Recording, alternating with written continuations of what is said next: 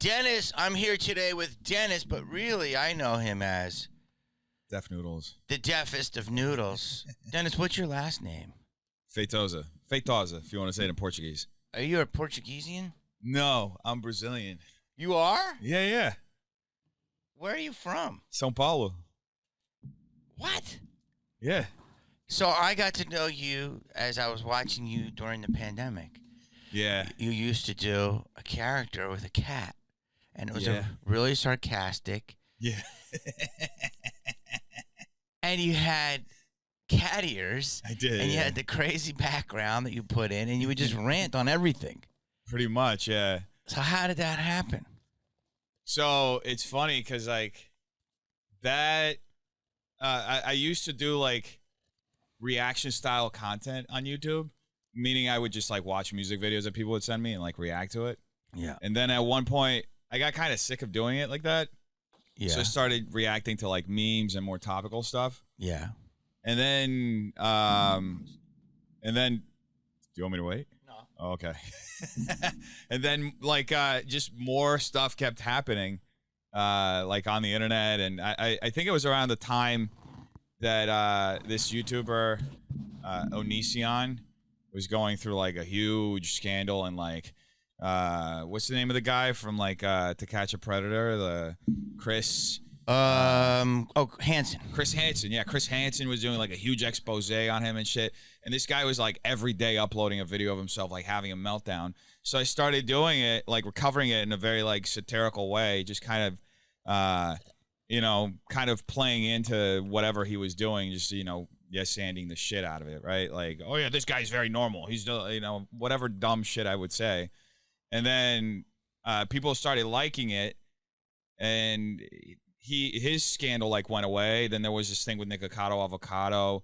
I remember that. Yeah, and then it just, like, it was a few scandals in a row, but then it got to a point where, like, I just didn't have enough material, like, topical material, to make an 8 to 10 minute video, which is how much time you need to monetize to be able to put mid-rolls on YouTube. Mm-hmm. So I started looking at news, and I noticed that a lot of the news stuff that I was covering was just, like, dumb shit, right? And I parodied another news show, like, because I wanted to format it in a specific way. So I parodied another news show on YouTube. I was making fun of it. It was this Drama Alert. So I called it Irrelevant News.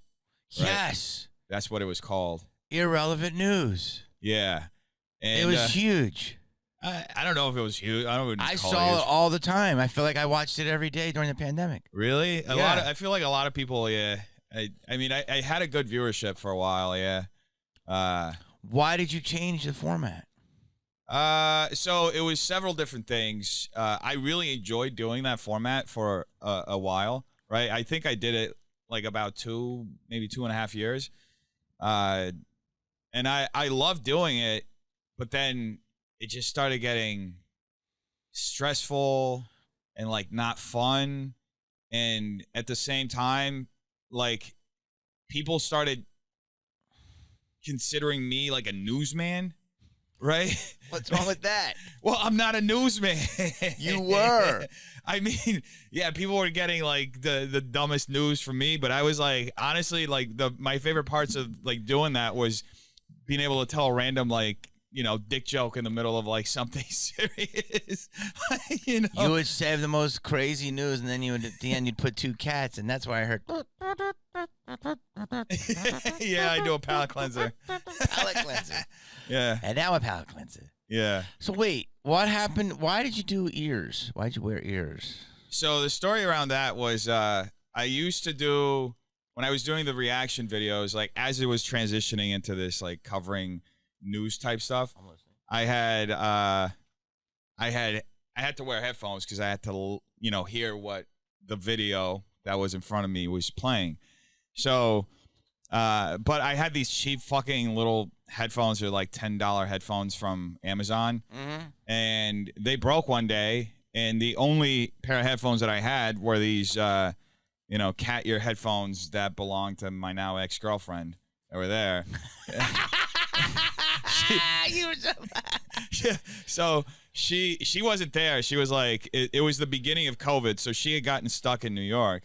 But so I started wearing her headphones, and people liked it. They were like, "Oh my God, you sound!" And I did this like Gilbert Gottfried voice. Yeah, like, do the voice if you can. What voice? What's I know that's one of the things you told me off air, that it got tiring because it was hard to do the voice all the time. The voice, like every day afterwards, like I'd lose my voice because there's so much screaming, so much all the time. So you wore her headphones. I wore her headphones, and people liked it. So I started like kind of adopting like different things that they liked and building this whole like. I wore glasses with no lenses. It was just the frames, and the idea was like I wanted to portray like this cat character as this like pseudo intellectual. When when Homer like in The Simpsons finds the glasses in the toilet, and all of a sudden everybody thinks he's like a genius. Yeah. So that's so funny. So you were doing that. Yeah. And then there was the whole like the UCLA sweater. I wore like UCLA a lot. Yeah, you really you repped UCLA hard. Yeah, because it was like supposed to be this like this newly college educated cat or perspective, right? So that's so funny. See the level of trolling that he did. Do you think that's like well, because you were basically commenting on college fucking educations and like how smart they think they are. Yeah. And UCLA, and this cat has all the answers. Yeah. That's really fucking funny. And also commenting and trolling on like the new culture of like, these young influencers who now have opinions, and if they get views, it must be right. Yeah, that is it. And also like that. I mean, there's an aspect like the whole perspective of the show was a little more like left-leaning than I actually am. I'm like more in the middle. Yeah. You're a reasonable person. Yeah, I like to lead by reason than like affiliation to party politics, Yeah. So that was one of the things also that like it ended up getting so like I guess like adopted by a certain side of the political spectrum, that being like a lot of left stuff that like it didn't represent me anymore. It felt like it was so far beyond like my own perspective, So I kind of needed the break off from that to recalibrate myself and to be my authentic self on my own social media, because that's one of the things that like having the satirical or the parody be like what people think you are in real life. Yeah. And that not be an accurate representation of you, like that's why when I stopped doing it, a lot of people, oh, his mask fell off. No, bro, this was a character. I stopped doing the character, and this is the me. You know what I mean? Yeah. So, how old are you? I'm 39 now. I just turned 39 a day ago. Happy post, buddy. Thank you, bro. Yeah. Oh my God, dude, Brazilian don't crack. Brazilian is resilient. Dude, you look good. Thank you, bro. You got all your hair? I got it. Yes. I got all my hair. Wow, 39. I thought you were like 27. Yeah. My dad is like 73, and he doesn't look a day past 50. Wow. And he's a big kid. People always think, they're like, Jamie, you're so much taller in person. Yeah. Because I'm around big actors. Like, there's not many big actors, but I've worked with the most big actors. Jerry O'Connell, Matt Lillard. Yeah. And so you're a big dude. People don't realize how big you are. Yeah, you're almost 6'5". Yeah, I'm 6'4", 215. Yeah, you're a big guy. Yeah. So hold on. So you go. Where'd you grow up? I grew up in São Paulo. São Paulo. And when you come here? Right? So I was doing Cuban. See, that's racist. You doing what? I was talking like fucking Tony Montana. Tony Montana. Where you come here? I see a Cuban. You're from Brazil, and I'm like, you're like, I grew up in São Paulo. That comes. Okay. That's the cocaine. Okay. But like, see, if you're white, anyone is fucking from South America, we just think you're Mexican. Yeah. Racist. No, look. The only thing that people get wrong, a lot of people like know a lot of stuff about Brazil. The only thing they get wrong is that they think we speak Spanish. That's the one thing. No, what they don't know is Defy speaks Portuguese, and that's an offshoot. It's very different. It's like a sister language, yeah. Yeah, I've been down that area. You've been to Brazil? No, it's not weird. But I've been to Curacao. Yeah, I've been around there, but I haven't been to Brazil, which I've been meaning to go. Yeah. But that's, I know it's Portuguese. I've just been to Mexico like a couple of weeks ago, and honestly, it's pretty much the same, just different language. You can get by there, right? You habla español? Hablo un poquito, sí. Sí. Pero no es mucho. Really? Because I thought they were kind of similar. They're very similar, but a lot of the language is like different. You can get it's enough to get by. So I want a ham sandwich. Say that in Portuguese. Eu quero sanduíche de como é que é? I forgot what ham is in Portuguese. I've been speaking English for so long. I forgot. Dude, I literally thought you're from Burbank. You thought I was from Burbank? And you're white. He's kind of white. He's gonna go. You have a white tone. I do. I have a very white tone. Yeah. If you put you in the sun, do you bake? Yeah. No. I get pretty tan. Okay. Wait. So when did you come to LA? So I came to LA like 6-7 years ago. When you were 32 or 30? 32, 33. Yeah. It was post divorce. You were married? I was married. Yeah, for like 8 years. Wow. Where'd you live? I lived San in Paulo? No, so like I lived in New York primarily when I was married. So when did you come to America? So it's a complicated story. Right. You want to hear all of it? I mean, if it's interesting. I think it's interesting. I don't know if they're gonna or you are gonna think it's interesting. Go for it. All right. So I was actually born here in L.A. No, in New Jersey. New Jersey, okay. So the way that happened was both of my parents are Brazilian, right? Okay. Had never been to America before. Okay. My dad was working as an accountant in Brazil, and his company had these like annual lotteries that somebody would like win the chance to come to America to finish their CPA degree, right? And cool. So my dad had been like for 8 or 9 years been trying to come out here to finish his CPA degree. Get the accounting lottery. Yeah. Okay. So, and they would cover all of it. They cover your moving costs. They cover the whole, I think it's like a 9 or 10 month program for him to do it. And he got to do it at NYU, right? So he met my mom like 6 months before he won that. So she was pregnant with me when he ended up getting selected to win. And then I remember it was like my grandfather. They weren't married yet when she got pregnant. My grandfather apparently was like, "You guys have to get married before you leave." Yeah. Because he was terrified of my dad like abandoning my mom in America. Yeah. You know, so they got married, and then like less than a month later, they moved up here, and I was born here. And then like 6 months later, moved back to Brazil. I have a passport. I'm literally a baby, like my dad holding me up. That's good. You have dual. I have triple. What's the third? Italian from my mom's side. Wow, that's amazing. Yeah, that's which will get you in the EU countries. Anywhere, yeah, anywhere in the EU. So you got a really passport, bro. Yeah, I'm like actually kind of CIA, but I can't really talk about it. I wouldn't be surprised. And it's infiltrating the comedy circuit. Yeah. It is. So hold on. So Brazil, boom, born here, then go back to Brazil. And how long did you live there for? So I lived there until I was like 12. And then I got sent to boarding school for a year. Like I was swimming. I was like a swimmer. I was trying to be like an Olympic swimmer. Okay. So fascinating life.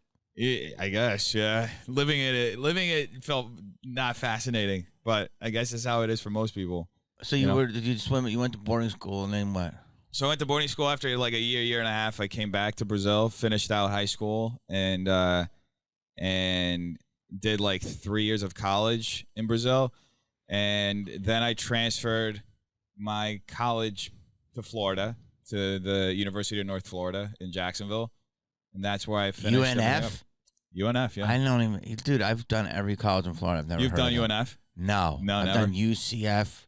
UCF? I've done FSU. I've done UCFF. I've done them all. I've never heard of UNF. It's in Jacksonville. Wow. It's in University of North Florida? North Florida, yeah. Wow. When I was there, I think the only I don't think they have that many comedians come through. I think the only one they had was I think they had like one Bill Burr show. Wow. And I think that honestly, I don't remember specifically how it went, but I don't like the students down there aren't like necessarily woke, but they're just like really country. You know what I'm talking about? Yeah. So you go down there, you go to Florida for a year, and then what happens? And then after I finish college, I graduate with like a dual major in English and communications with like a concentration in advertising. Then I moved to New York like the day after. I packed my stuff in a U-Haul, drive up to New York. To do what? To be an actor. I'd gotten into a couple different acting programs. Oh, so you're an actor? Yeah, my training is as an actor. Yeah, I grew up doing theater, doing community theater. Like first time I was like scouted. I don't even know if that is what it is. I was like in a mall with my brother. It's like such a fucking weird, like cliche, stereotypical story. But I was in a mall with my brother. We were like fighting. And my mom was like literally holding us apart because we would get into these fucking crazy fist fights and just yell insults at each other in the middle of like public. It's Brazilian blood. I guess, yeah. Yeah. So my mom was like holding us apart, and this woman just walks up to her. She's like, "Your kid's got spunk." Like she says it in Portuguese, right? and then she like gave my mom a card. She was like, she wanted us to start auditioning for commercials. Yeah. And that's what that's how I started like actually working in the business, like in Brazil, auditioning for commercials. And then I did a lot of voiceover work for stuff. Dude, so as a kid, yeah. So don't you do stand up? I do stand up, yeah. But didn't you do it because how long have you been doing it? So I started doing stand up like 2016, 2017 in New York. Did it a couple of years. And then I mean since I opened the club, now it's gonna be about like another 2 years on top of that. But I never saw you on the circuit. What do you mean on the circuit? In LA. In LA? There's a circuit. I only did like Flappers, really. Yeah, you never came to I didn't go to Flappers enough. I love Flappers, but I didn't see you at the Ha Ha. I never saw you at the Improv. Yeah, I never saw you at pop-up shows.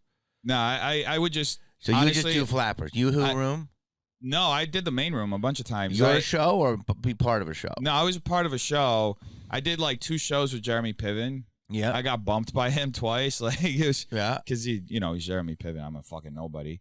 We're all somebody in God's eyes. Yeah. Yes. So you were doing it, you got bumped, okay. So the first time I got bumped by him was funny though, because I didn't know what the fuck, because he crushed. He's like telling all these stories about like what's the guy from Full House? Like Dave Coulier.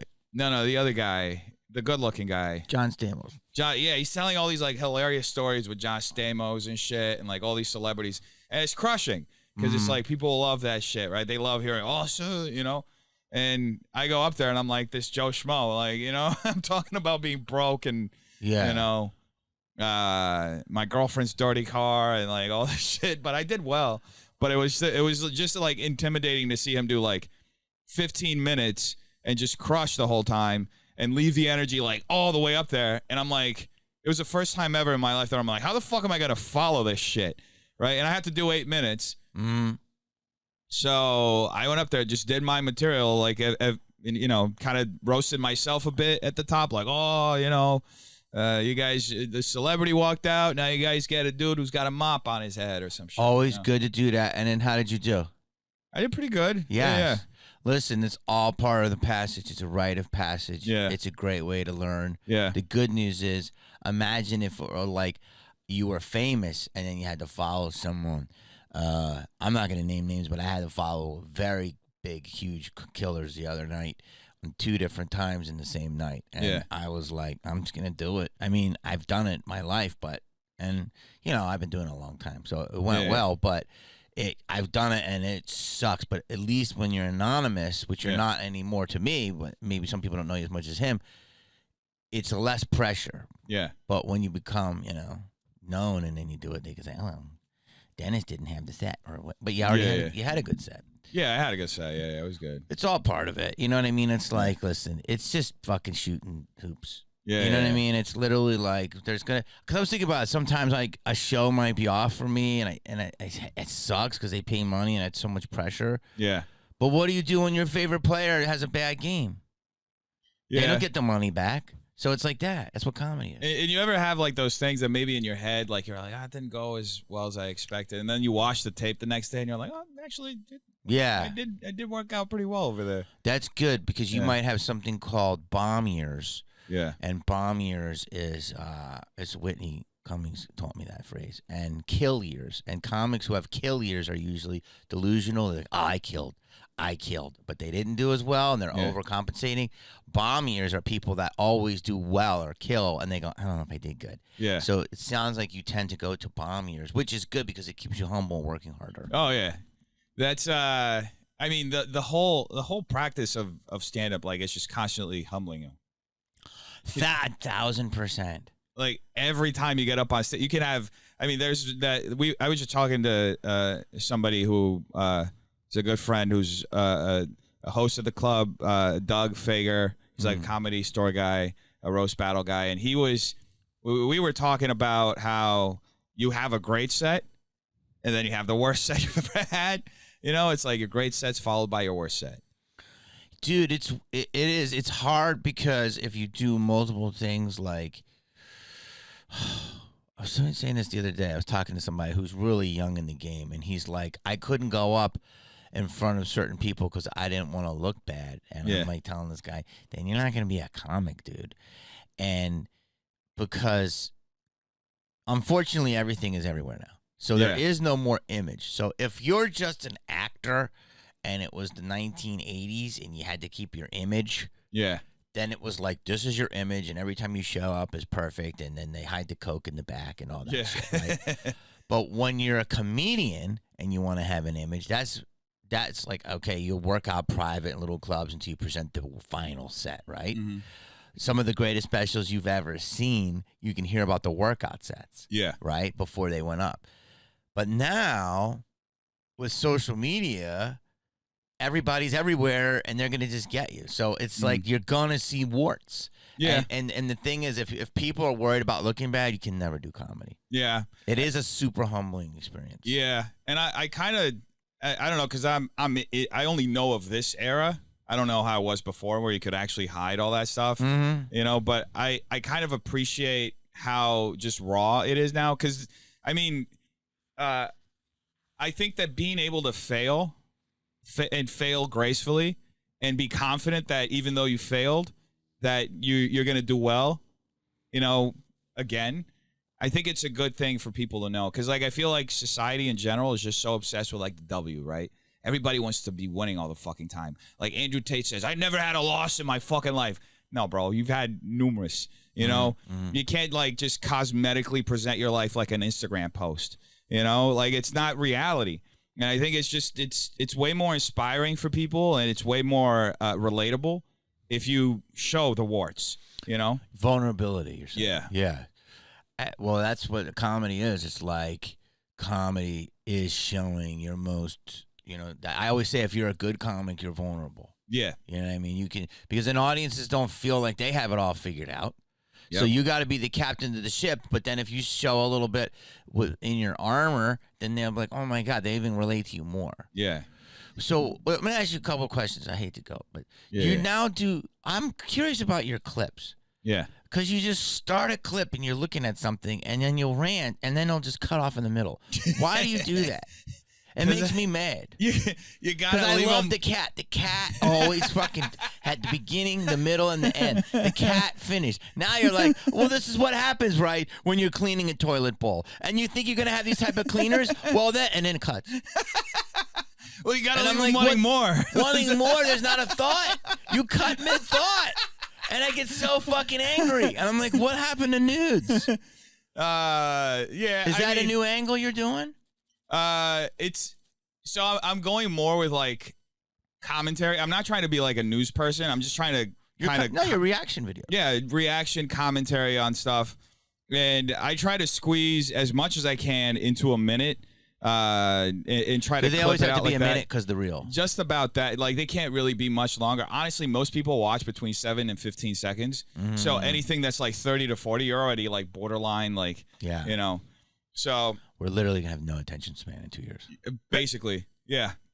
Just going to be plugged into a fucking Apple Vision Pro, 100%. Just feeding us everything we need to know. 100%. Like, and that's the thing, too. We're not going to know shit. 100%. It's just going to be like, I can't remember any. Like, I was just now like, what the fuck's the name of that guy from that show? Like, I can't remember anything. I'm going to say it's Wally. Yeah. Between all the information we're getting and COVID, how many times have you had COVID? Never. Wow. Never. Brazil. Yeah.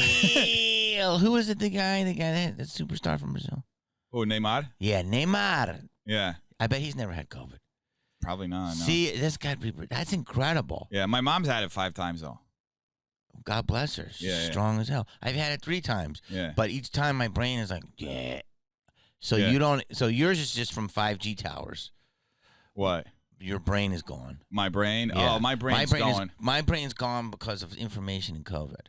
Yeah. So yours, but you never had COVID, so that's good. Yeah. You still feel the brain fog?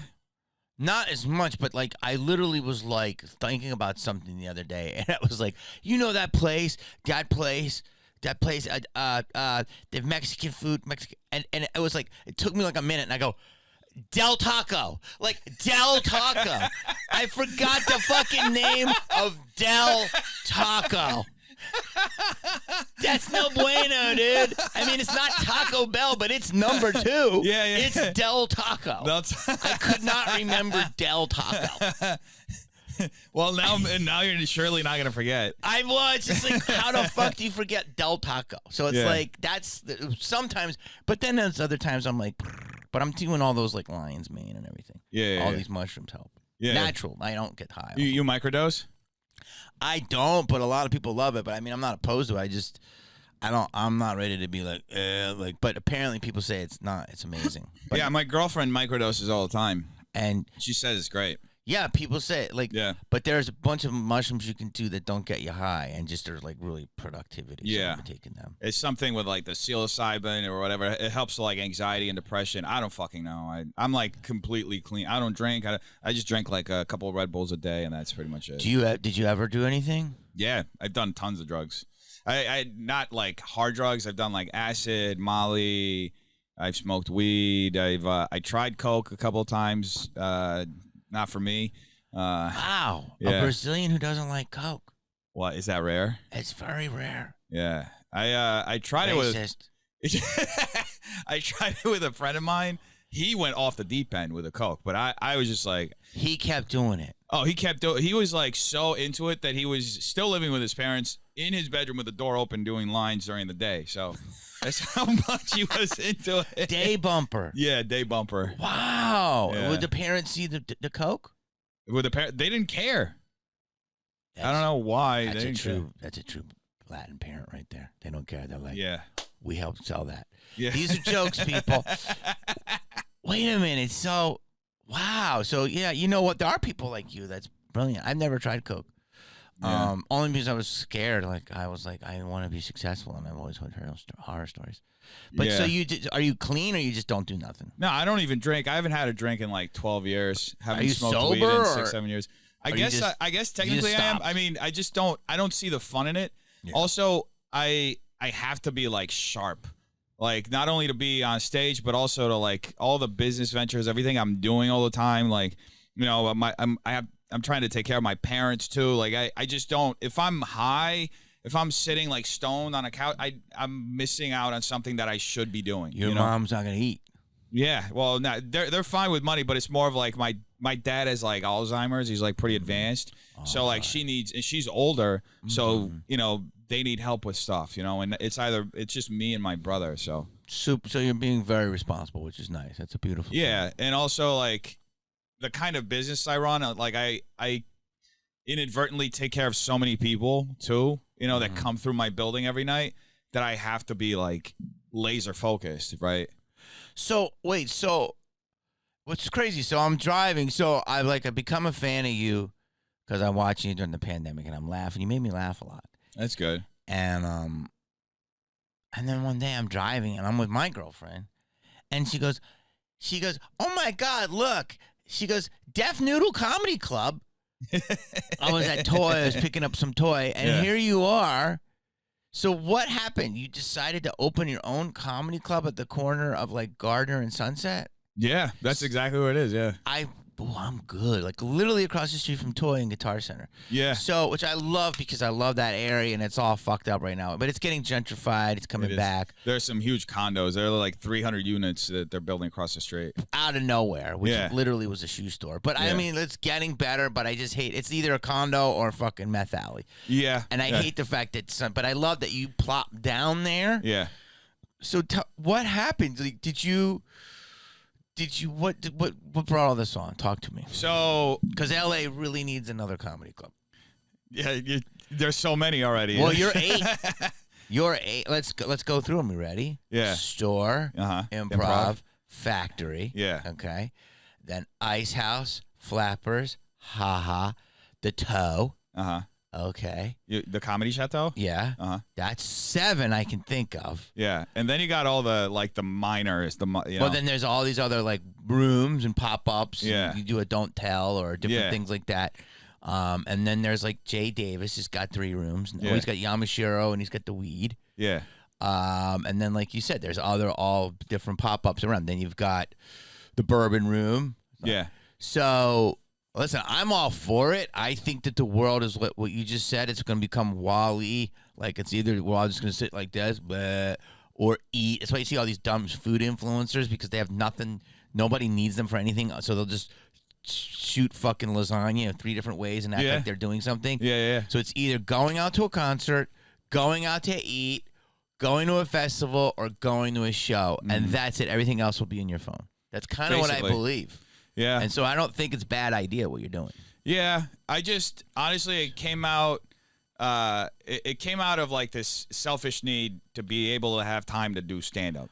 So you wanted to control the narrative. No, it wasn't even that. It was my YouTube work was taking up so much of my time. Yes. That I wasn't having time to go out and do stand-up. The world was opening back up, and I was like, I was getting weekly spots over at Flappers, and I wanted to keep doing that, or and start going to other clubs and stuff.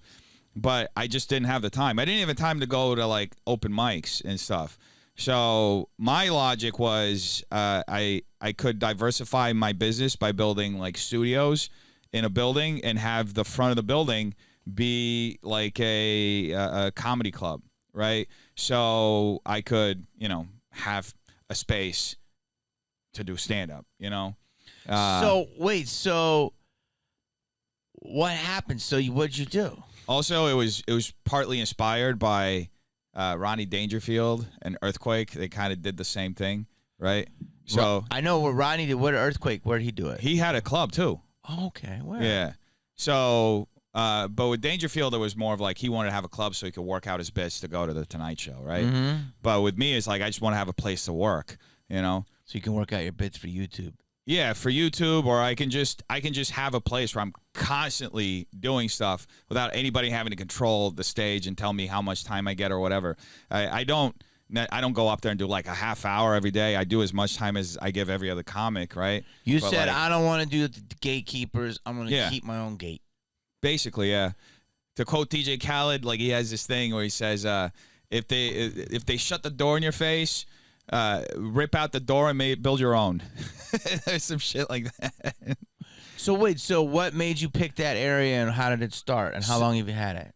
So there's that old cliche for business. It's all location. Yeah. So I was looking for a good location, and Sunset is like one of the best locations for this kind of business. In the world. Yeah. So I had actually seen a place that was like about a mile east of it. And it was perfect. It was like an old recording studio, and there was like a whole space at the front that was already kind of set up. It could easily be like a stage area. Yeah. Oh, well, it could be a stage area, and then I think yeah. Sorry, it's all good. Go for it. So it was like beautiful. It was great, but because there had been another person who had just moved into the building who was building podcast studios, they were like, oh, we don't want competing businesses here, right? Because they were scared we were going to run each other out of business, right? Because it was a similar business. So I was like, fuck. So I had looked at that point when I found that place, I'd looked at over 300 places already. And what? Yeah. This Not was, in person. No, in person at like 10, but 300 listings that I had like inquired about had been, I spent like 6 months researching this. So that's a lot of time. Yeah, I wanted to make sure I found the right place, right? So I went back, started looking again, and I saw this like listing for a place that was on Sunset, and it was this old amp store. It was the Mesa Boogie. Yeah, it is. Yeah, it was this historic amp store, and I like the thing that drew me to, because I saw the pictures and I was like, this looks kind of small. I don't know if I could build it here. But then I saw this thing. And I was like, I just got to go to the place and look to see if they have this. And if they have it, I'm definitely going to get this place. And what it was that smoking Indian from Seinfeld. They had a statue that was just like it. And I'm looking at it. I was like, I'm a huge Seinfeld fan. So I saw it. I was like, I have to go see it. So I went to go look at the place, and it was in such bad condition because that store had been there since like the 70s, I think, like a long time. And they hadn't done anything to the building to like update or paint the walls or clean since the 70s. They sold amps. They sold amps, yeah. Yeah, like guitar amplifiers. Which you probably don't use as much anymore. Yeah, most people just DJ nowadays. So that's true. Yeah. So I'm walking around. I'm looking for the Indian. They took the Indian with them, but they left a whole bunch of other stuff there.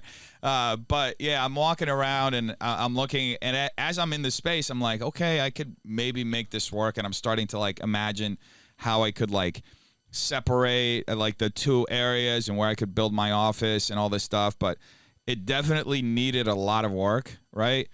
So I end up, it was a crazy process. I'd never done anything in my life like renting a commercial space. They make you like get all kinds of insurance. They do a huge background check, much bigger than like any like residential space, because they want to make sure you're like. But no one's legit. renting it, so it's funny that they really hustle you that hard. I mean, it's funny, but it's also like that. So it's like it's a funny duality, right? Because it's Sunset Boulevard. It's like one of the most iconic boulevards in the world, 100%. Right? And they're aware of that. At the same time, there's an awareness that this specific area, Sunset, because of the pandemic, because so many businesses have closed down around it, it's a little run down, right? Like when I went there were legitimately 2 homeless people encamped right at the front door. Yeah, 100%. And there was human feces like right by the front door. So yeah, I mean, there's that understanding, but and that's why I went through all of it, because I was like, I saw the value of being on Sunset, less than a mile away from the store, less than a mile away from like all these major clubs. Factory, yeah. The factory, yeah. You're not far from the strip club. Yeah, there's one like 5 blocks away. Yeah, 7th Vale. Yeah, I don't know why I know that. Yeah, I mean, you can't miss a sign. Raising hell. So wait, so you go in, and when did you open it? So how much money was it to open it? I'm curious. With the down payments and the insurance, just the insurance was like $12,000. Okay. The down payments like up front was like another like 25 maybe. And you have to do what? Did they charge you an arm and a leg? They charge you more than $10,000 a month? No, it's it's not that. It's like, honestly, because I got it at like a low period, so I got it at a really good price. And I mean, it's half of the price of what it was. Like the other building was a mile down, and they're pretty much the same size. The building that I first saw that I thought was perfect was like $8,000. This one I got for $4,500. And you don't own it; you rent it. Yeah, I rent it. Yeah. So when you do all that work to a place, I'm just curious. They get to keep your fucking upgrades? Yeah, but there's like stuff that you can down the line like negotiate, because I've done so many improvements, to the space. Like I'm really friendly with my landlord. I can negotiate like different things. Do you live in it? No. So you have you live there, and it's your off. It's your, but it's pretty big. Yeah, it's pretty big. Yeah, you could have lived in it. I could have. I really didn't want to. What I ended up doing was I used to live in. It's not a bad area to live. It's not. I mean, honestly, actually, I have to. It's not a good area to live in. I live there. So it's changing though, dude. So I used to live in North Hollywood when I got the place, and then I moved 2 blocks away from the place. I can say this now. I don't, because I'm not doxing myself, but I moved to Martell Avenue, which is like 2 blocks away. It's down the street from, I think, Poinsettia Park or something. It's great. It was nice because it was right by the park. There was like a farmer's market every Monday or whatever. It was a nice place.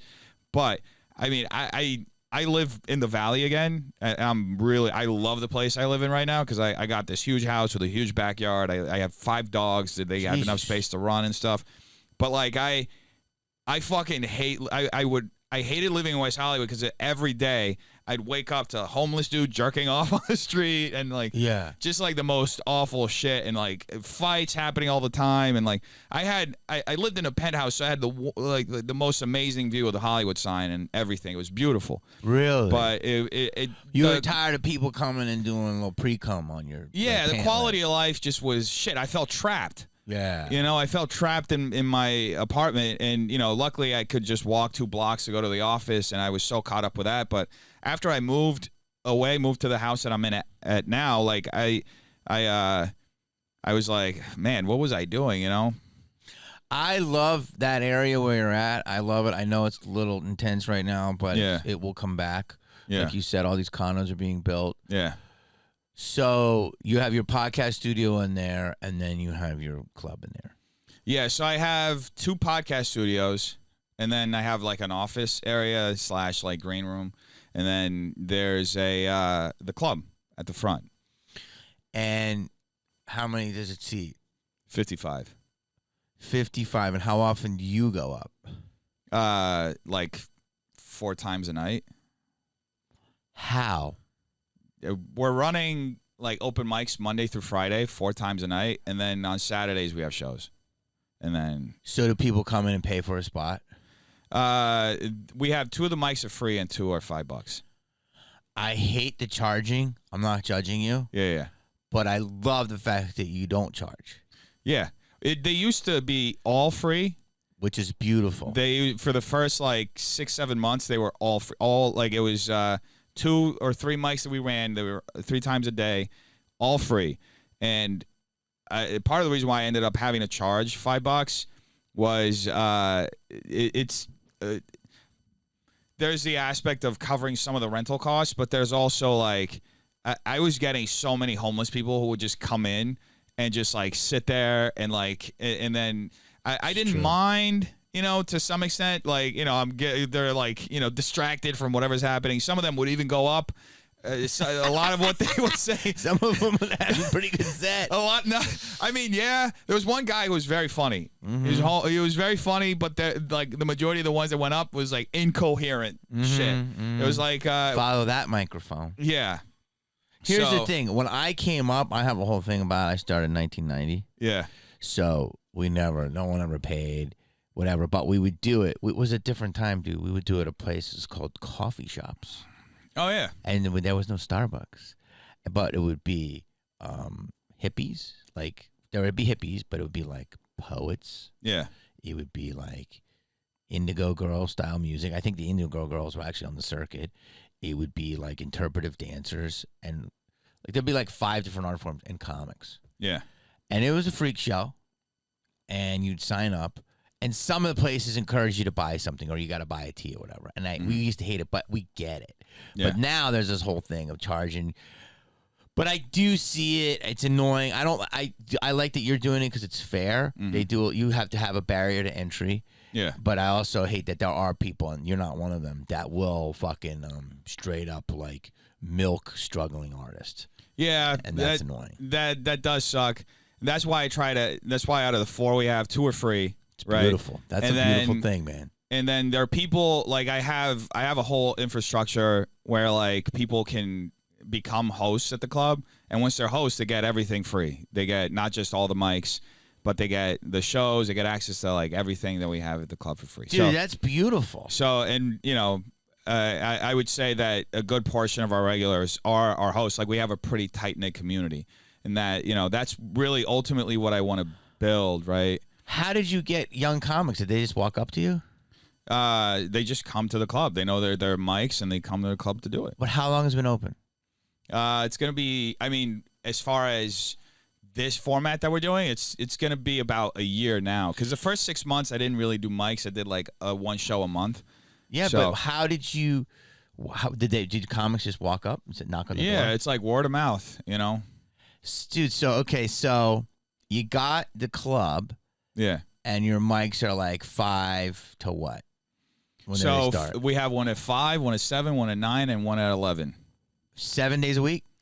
Monday through Friday. What about the weekend? And you guys so on weekend shows? On Saturday we have like these drop-in classes. If people want to come in and workshop, it's $10. Yeah, and they work with somebody like who's a working comic. Yeah. And then at night we have the shows on Saturdays. So it's a little bit of a school, a little bit of a club, multiple things. But it's not really. It's just like that stuff is I like the helping, and there's a little bit for people's time and expertise. That's good. Yeah, I think that's beautiful. What I was talking about was something different about how. Yeah. No, I know what you're talking about, and there are places that are like that. Like the business model is to make money off of the comics. Yeah. The idea is like I'm just trying to offset the costs on the place and also like the barrier to entry. Like, and it was like it wasn't a decision that I made lightly because for the longest time 3 of the mics were free.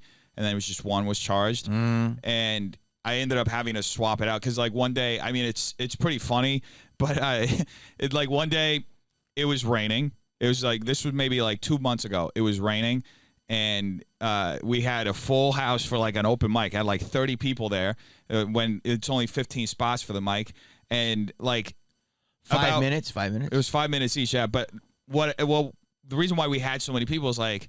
Half of the people who were there for the audience were like regular audience members, people who, because we get that as well. We get people walking off the street who want to go. No, they don't pay. No, you mean actual audience members that aren't going up? Actual audience members, yeah. But so we had 7 audience members, and then the rest were all homeless people who were running from the rain. And it was funny because they all had their homeless signs on the side of the building. And they were all, and so. That was one day that I was just sitting there, and I was just watching that, and I and then I had a comic go up, and he was working on his jokes and stuff. He was like, you could tell the guy was workshopping and like trying to figure things out. And then the next guy that went up was a homeless guy, and just total incoherent babble, right? And it was like it was like he was having like some kind of schizophrenic thing happening. And I'm watching this, and I'm thinking like, okay, I have to make a decision. Am I going to try to solve LA's homeless crisis, or am I going to try to make this a safe space where comics can come and work on their stuff?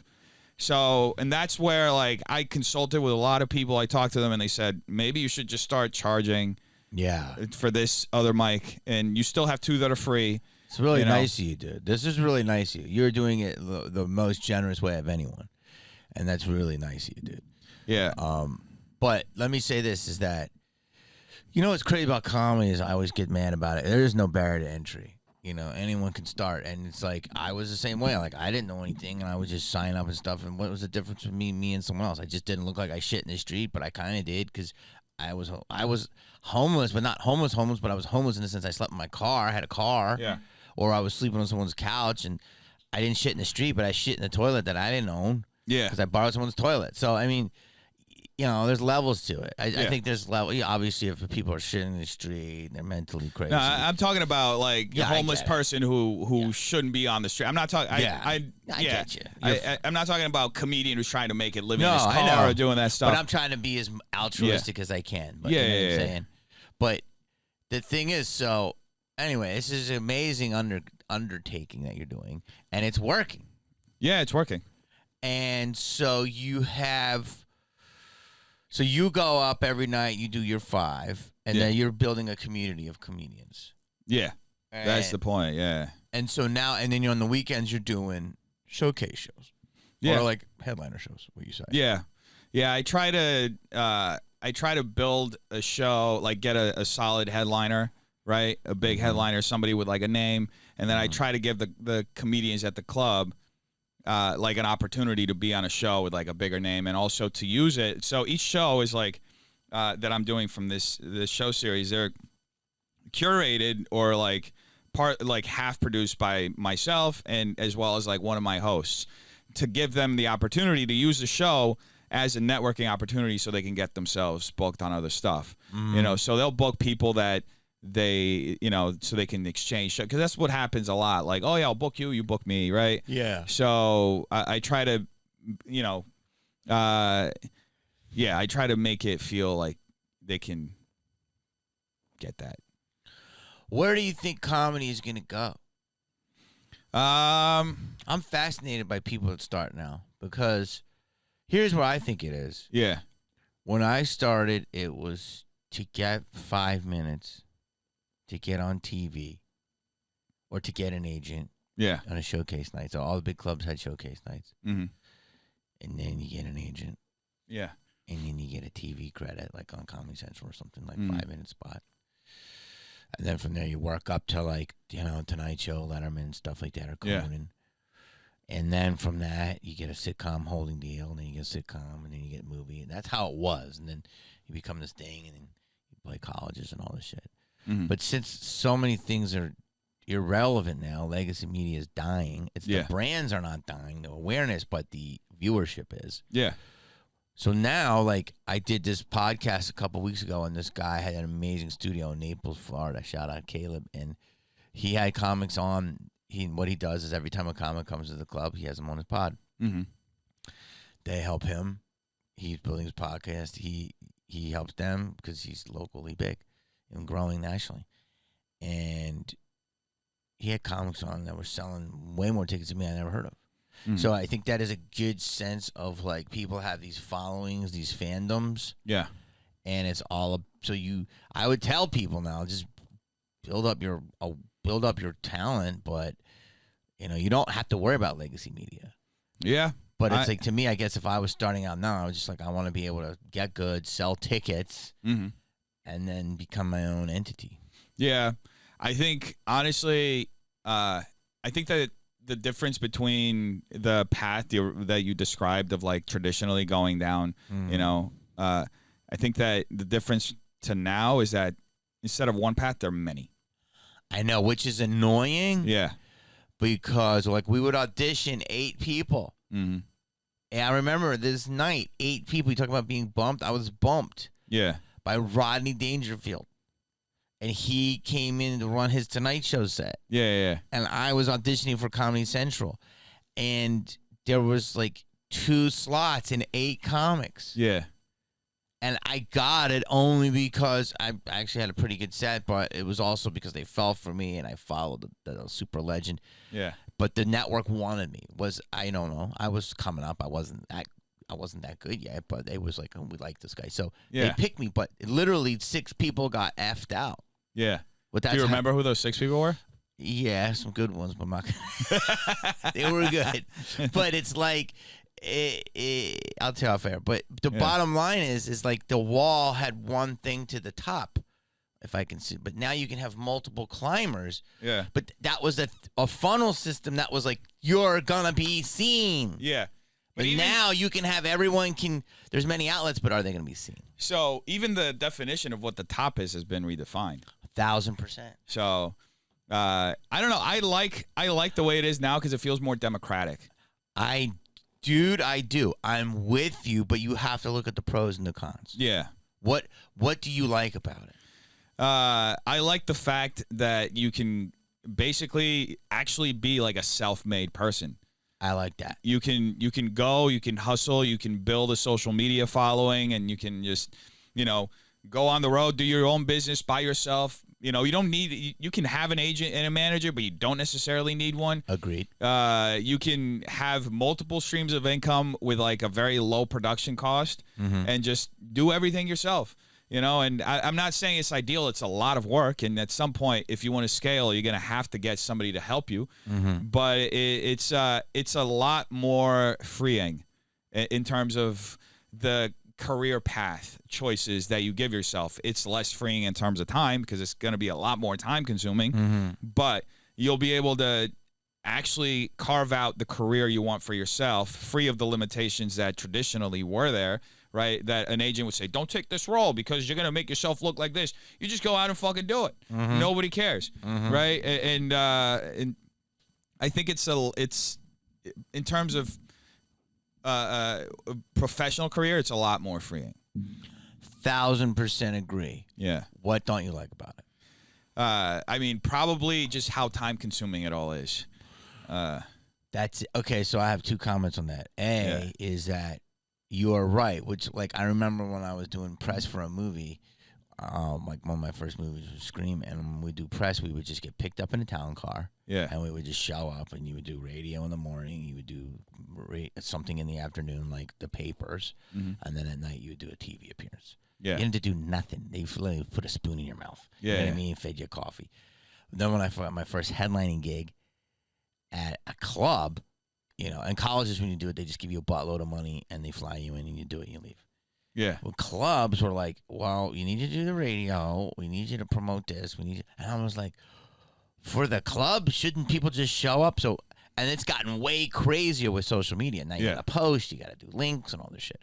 So I grew up with a golden spoon, and then as I got older, it got harder work. But I can understand how this harder work shows you your real results and what you, Dennis, is bringing to each club and each show, because they can look at the metrics. Yeah. So I have a taste of both worlds. But one thing you're leaving out is that there's something to be said about being picked by the gatekeepers. Yeah, I could see that. It's like the tastemakers fuck with you. Yeah. Because if they do have taste, yeah, and you have to look. I'm saying there might be more people that think they're tastemakers in Hollywood that are, but there are tastemakers. You know what I mean? There are amazing directors. There are amazing casting directors. There are amazing clubs. Yeah. You know what I'm saying? So if you get blessed by those things, which I still know your generation, I always tell your generation, don't worry about it, because at the end of the day, a lot of people just want to sell tickets. Yeah. And if you become huge, they'll jump you in. But it wasn't always like that. It was about like, do I enjoy what this person does? Yeah. But there is something to be said about it, because it is like they know what they're doing. Now, I'm not saying all of them, but I'm saying it's nice to get blessed by somebody that you respect and you think is super talented. And and the problem now is the narcissism that we've all had inside of us since the beginning of time is running so fucking rampant. No, I agree, yeah. Your generation, they think views means talent. Yeah, it's not talent. So I do agree with that. That is a common misconception. But it doesn't mean you won't sell 1,000 more tickets than me. But I'm just like saying, where do you? And that's when I go back to how I'm big on legacy. Like, what have you done to left a legacy? Yeah, I think that a lot of people, like as far as the views thing, a lot of people forget that there are a lot of factors that contribute to somebody getting a lot of views. A lot of them, like you said, don't relate to talent. It's like, do they look good on camera, right? Is this some kind of salacious drama, dramatic situation? Did they, for some reason, hit some weird meme in some weird community that people don't know about that all of a sudden blew it out, I'm a fan of it if you get views. Yeah. I love it when people get views. What I'm trying to state is that get all the views you want. Be incredible. But if it's not something that's really amazing that you're doing, please don't act like it is. That's all I'm saying. It's the equivalent of like someone who goes on OnlyFans, and there's levels to it, but let's just say does hardcore sex on OnlyFans and think in 10 years it's not going to affect their mental health. Yeah. It's delusional. Yes. Yes. Thank you. But it doesn't mean you can't make $10 million a year. Yeah. You know what I'm saying? And you should do it. But don't act like you're doing a fucking great piece of art that's going to last the test of time. That's all. And be respectful, because there are people now that aren't respectful. And I'm like, what the fuck have you done? And then they have 7 million followers. And I'm like, so, I think what you said is, I was just thinking about this the other day. Like, there's such an oversaturation of content. Like, what is actually going to last? Because there's so many people posting. So many, like, there was just this TikToker who was just like blowing the fuck up. And she was at the studio shooting a podcast for these two guys who shoot their podcast there. And she was talking about, should I mention all their names? I guess. Go for it. I mean, unless we're going to get in trouble. No, we're not going to get in trouble. Her name's Tara Yummy. I don't know if you've heard of her. Tara Yummy, I do not. She's like blowing the fuck up on TikTok. This is why I love you, because you keep me into the world of stuff I don't know. Yeah, so she's this chick that's like blowing the fuck up on TikTok. She's like everywhere. And as what? What as is her like thing? An influencer. Her thing is like influencer of what? She does story time. She talks about what does that mean, Dennis? That means she tells. I hate the term influencer. I'm influencing. So she tells these like embarrassing life stories that sometimes are funny, but they're mostly relatable, right? Okay. And so she story time. Yeah, so she just had like a national sold out stand-up tour that she did. She never did stand-up once in her life. Wrote an hour-long set, traveled the whole country doing it, sold out, like 200, 300 seaters, okay, around the country. And that's like, you know, that's she did an hour? She did an hour, yeah. Without testing it? Without testing it, yeah. But a lot of it is just her telling, this according to her. Was it at clubs? No, like, I don't know what kind or of her venues. Own pop-ups? I think they're mostly pop-ups. I don't know, because I, you know. Meaning that a club that she just four walls herself. Yeah. So she said a lot of it was just her story times, right? Her telling stories, and you know, she took a break because apparently she said she didn't know how to drink water on stage. So she took like a small break and had somebody else come in for 5 minutes, and then like the whole show was like an hour long. Tara, I can help. Wait, what? So how old is she? I have no idea. Like she looks your like friend? she's no. She was just there shooting a podcast at the studio. On somebody that you rents from you. Yeah, somebody who produces a podcast at the studio. Wow. Yeah. And how old? You don't know how old she is. She looks like she's early mid-20s. I mean, that's incredible. Yeah. How many shows did she do? I think she did like 20 shows. Listen, I'm not surprised. There's an amazingly, really highly respected club. I mean, and there's a lot of them, and they're, you know, some of them are real picky. Mm-hmm. And they had this person on that was more of social media famous getting into stand-up. Because stand-up is a way to it's becoming such a broad term now. I mean, to me, stand-up is Bill Burr and George Carlin. You know what I mean? That's what we have. That's what, you know, the mecca of comedy is. Right? Yeah. So, but, you know, some of these people are doing stand-up, and it might be gatherings. You know what I'm saying? But, like, so this club had me on the weekend, and I sold, you know, fucking 60% of my tickets, which isn't terrible. Let's just say I sold 11 out of 1,100. I sold it, you know, 720 out of 5 shows, right? Yeah. And then an influencer came on a Monday and was selling double my price and doing 2 on a Monday, 2 on a Tuesday. Adding shows. Wow. And I go, you know, no offense to myself, but just why don't you put them on the weekend and then I'll do the fucking Monday, right? And he's like, because they can't do more than 15 minutes. And so he's like, my club has a rep of being like great, and it doesn't mean they're not gonna be great, but it's like he makes money. Yeah. They get the stage time. Yeah. It's an off night, so it's a special thing. And then he puts comedians that are more, you know, known and can do an hour and a half on the weekend. So the club still has the club, because if they come and a person can only do 15 minutes or whatever. Yeah. So even when I was known, I didn't have more than 15 minutes. And but it would be like I was opening or middling for Bob Saget or Craig Shoemaker or Rick Overton. They let me, and I was known, and I couldn't do more than 15 minutes. Yeah. So and then like they would have like amazing comedians like Ian Bagg who was hosting. You know what I mean? So you would have these packed shows. So that is a fascinating thing that I love, and I've heard this at people. There are people that are really good that then become blow up off of social media. Yeah. And then there are people that blow up off of social media and have to get good. So obviously the first one is preferred. But I mean, look, if your fans fuck with you and you can do that for an hour and they pay and they're happy, then I see no problem. Yeah, I God think, bless it. I think that what's that's incredible though. It is. That's the new world that you're talking about. And there was a guy I worked with years ago, and he's a lifer in this business. I'm gonna do it, but I'm not gonna say his name. But he said we did a movie, and he kind of talks like this.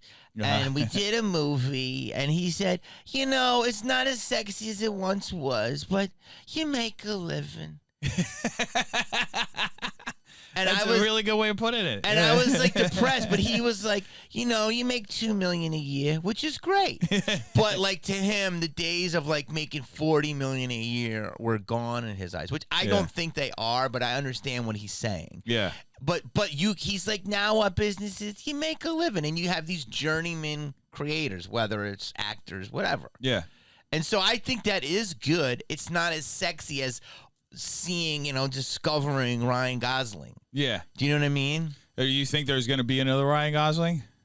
He's such a unique talent. Yeah. No, but I think like in terms of what you're saying, the star wattage. Yeah. Dude, it's he's the one of the last of the breeds, you know? Like it's a different time. It seems like because everything is so saturated, there's so many people, it seems like that whole Hollywood star model like is gonna just go away. How do you I love to hear this from you, because I think that why I really dig you is because I love the Hollywood star model, but I'm also love the newness of your model. And I hate to see relevance, because everything is relevant if people watch it. But but I think sometimes people are like, well, you're irrelevant, you're not relevant, but you are relevant. Like, I may not be relevant in some people's eyes, but I'm relevant in all the comedy clubs I sell out. Do you know what I'm saying? Like, I may not be relevant in the movie business to your eyes, but I'm relevant on TV because I'm on a game show every day, fucking twice a week, you know? Yeah. But it's like, so relevance is what is that? Relevance is a term that just gets thrown around too much on the internet. And I hate that. It doesn't take into account that the internet and just the entertainment business itself has been so niched up that, like, you can be so relevant in a community and the rest of the world doesn't know who the fuck you are.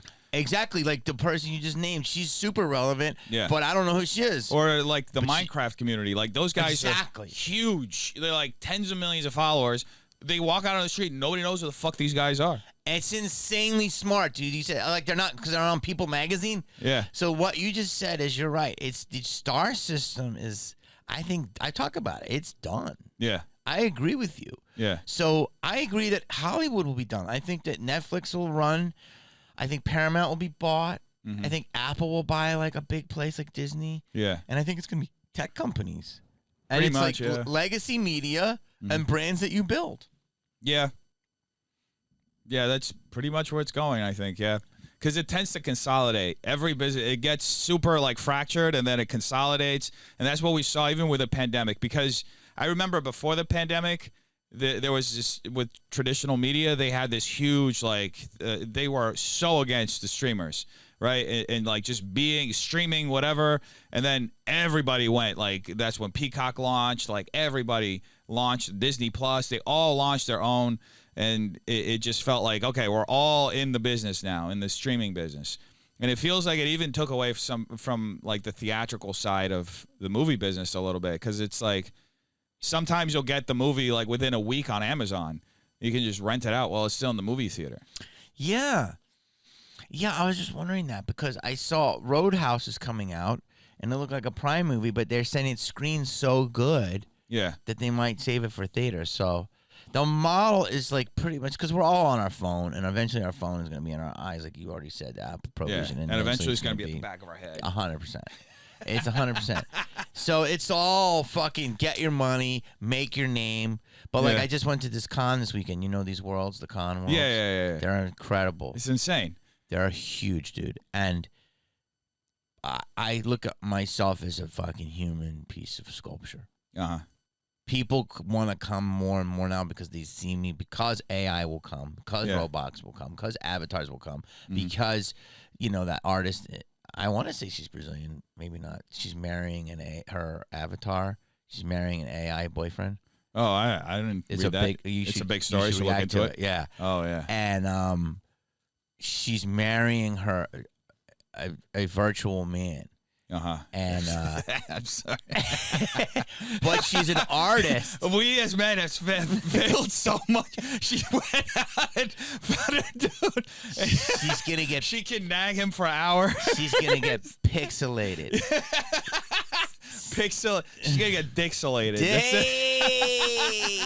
So she fucking. Anyway, that's real. She is an artist. I want to say she's from South America, but maybe not. And so. Anyway, I believe, like Justine Bateman said, that they're gonna, when you make this content, you're gonna say this is real, 100% fresh, organic, human-made content, and there's gonna be a SKU for that. Like it's Walmart, the world's Walmart, and there's gonna be different SKUs, and that's what you're talking about now. So yeah, it's a beautiful thing. But was it nice to see the times of Cary Grant and the star system and riding on the fucking convertible with Doris Day, and it was like, yeah, I still love that shit. It was great. I mean, it was definitely something that I got the tail end of. Yeah, but it was cool to see just because of all the pageantry around it. It felt like they made it feel like a level of like I mean aristocracy, right? But the bullshit now is good that it's being, because there's a lot of bullshit with it, a lot of dirtiness, so it's being exposed, and people are like, fuck you. Yeah. I want to do my own thing. It's kind of brought all of that down to just the human level. Yes. You know? Dude, you're so right. But the thing is the only gripe I have, because I'm with you on everything, is the delusion of delusionals. Yeah, but honestly, I got to be honest with you. And some of these delusionals blow up, and it's just worse. It's kind of funny sometimes to just watch somebody who's insanely delusional go on their journey and then slowly find out just how delusional they are, because reality hits everybody across the face at some point. But, dude, some of these people do not get corrected. They are very successful. At some point. Sometimes it takes a while. It hits everybody. You can't escape reality. So it does hit, you're saying? Yeah. I mean, and I've watched you. You're a community. You're part of the YouTube community, right? Like, people know you. Yeah. Love you. Don't like you. Yeah. Respect you. Get mad at you. Like, you are a voice in that community. Yeah. I'm definitely not as influential in that community as I used to be, but. Why would you say that? Because my viewership has gone down a lot. Now, how did that happen? I think it was partly when I was, like, swapping out of irrelevant news to like just doing my own thing. Yes. And I kind of told a lot of the people to just fuck off. A lot of the people who were like on my ass at the time, like, oh, we don't like what you're saying, or that. I said, you know what? If you don't like it, fuck you. Don't watch. Mm-hmm. So, yeah, I mean, I had a certain audience that at the time, they took that very personally, and some people got very offended by it. And honestly, I understand. It's just like you can't, like, I would much rather be my authentic self. It's a beautiful thing. And give you that than to just like jerk you off and pretend like everything's all right. So now, because I watched that video, you transitioned, if I can say that. Yeah. You transitioned from the cat to the human. Yeah. And you talked about that. You were like, it's a lot of work. It hurts my voice. Yeah. It's not exactly everything I want to do. That was when I killed the cat. You killed the cat. There was I literally shot him, yeah. But there was another Not a real cat. Not a real, no. Yeah. It was the fictional cat I played. Yeah. There was another moment when I started the club, and like there was a lot of like conversation in my own community, and because I'm a part of different communities on YouTube as well, there's a lot of intersection. But there was a lot of conversation about what I was doing as far as my content. Right, and where I was going, and I was really, I honestly, I think if I had done it like in a smoother way, the outcome would have been very different. But I just ripped off the Band-Aid. That's just the kind of person that I am. I just like rip it off, and I just do it, right? But you're building up again. I'm building it up, and I think I'm building it up on like in a more like in a way, in a style that's more authentic to me. You know, and more of who I am and how I see things and the kind of things that I would like to leave to the world and influence the world with, which is like, I would like, you know, if possible, if ever on the internet, for people to just have a little bit more like empathy, right? I would love it if people like slowed down a little bit and didn't rush to judgment with everything. I would love it if we had a little bit more of a sense of like of just understanding that people like aren't necessarily malicious all the time. Sometimes they're just dumb and it comes out bad, right? So obviously there's a line with that one, right? And I think common sense can easily discern what is what, right? I think most reasonable people will know what's bad and good, right? But I think a lot of the times there's so many situations on the internet that people get destroyed over fucking jokes, right? They get destroyed over like harmless things that don't really justify the level of reaction that they're getting, the level of negativity. So I was a big part of like being, in those like conversations and fueling the fire in one direction, right? In like stoking up those flames with a lot of like inflammatory coverage of things, right? And I at one point I was like, what am I doing? Like it just felt like it felt unhuman. You felt like you were helping people have the demise that they didn't deserve. Yeah, and I didn't want to do that anymore. And like that ended up, I think that honestly it's like I've thought about this in many different ways, and I think that what it comes down to, and it's like a karmic circle, and kind of like what I took part of, I had to learn through having it done to me, so that, or experiencing it myself, so that I could actually come out the other side and actually understand what principles that I do actually want to, make my work about. I mean, that's a very, very evolved thought. That's good. Yeah. I don't know. I don't know. I just, yeah. I feel like a lot of YouTubers have a lot of success. Am I wrong? And then I think they start losing it. Yeah, I mean, the usual arc for most people on the internet, period, is about 2 years. And then what happens? And then you just fall off.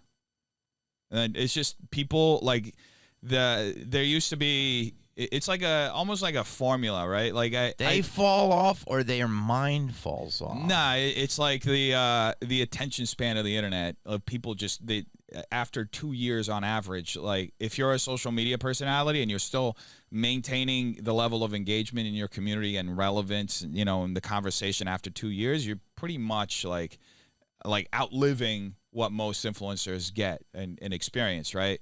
And I kind of put it at the 2 year mark because it's something I've observed. And also I one of my first jobs when I moved to New York was I used to go on tour with like rappers, right? This guy's had a really eventful life. Yeah, it was fun, dude. Currency? No. He's a rapper from New Orleans. Okay. I went on tour with him to like Canada and stuff, and then the Northeast, like Vermont. But I was working for Dame Dash, who's like one of the owners of former business partner of Jay-Z, Rockefeller, and he is somebody who's very knowledgeable of the business, and he would talk about stuff. And one of the things he would mention is that, every personality or star, there's a 5-year, once you reach that household name or public figure status, there's a 5-year period for you to exploit that image, and then you either have to switch up your image after 5 years, or the public interest saturates so much that people just stop caring about you, right? And that's pretty much really true. And that's pretty much what why I just think on the internet it's a little faster. It's like the 2 year thing. It's rare to see influencers that like go past the 2 years with the same level of fame they had before. I mean, yeah, but if you're doing something good, I think you can keep going. Yeah. I mean, there are people who do good stuff and still, like, good, entertaining content. And still, I think it's a marathon, not a race. I agree. But I do think that because people blow up so quick and they don't know what the fuck they did. I think most people, especially with the way that the internet and like TikTok set everybody up. It's like everybody is constantly chasing that viral moment. I know. And that goes into like what you were just saying of like just the short term, right? And that's why you end up having these cycles of 2 years. Yeah. Right? Dude, I love you, but the camera's going to die. We've already done almost an hour and a half. Can you believe that? That was fast.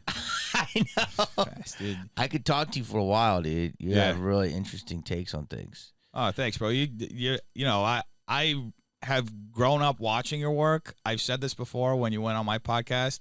I still watch you. I don't want your cameras to die, but I just wanted to, you were like one of my inspirations with a lot of different things that I've done in my life. So it's like, it's always surreal seeing you and meeting you and like knowing that I got you on my phone and we can text and stuff. So I'm really appreciative that you had me here. It's like, it's really dope. That means a lot, bro. Thank you. I appreciate it. You're doing great work, man. Keep doing what you're doing. And I'm going to do a show. What day do we figure out? Oh, here. I'll put it up. I'm going to do a show. Do you want to tell people your socials or you're good? Just Defnoodles. Go to Defnoodles. You'll find them everywhere. Yeah. I appreciate those kind words, bro. Thank you. Appreciate you too. Thank you, guys. Like, subscribe. All right.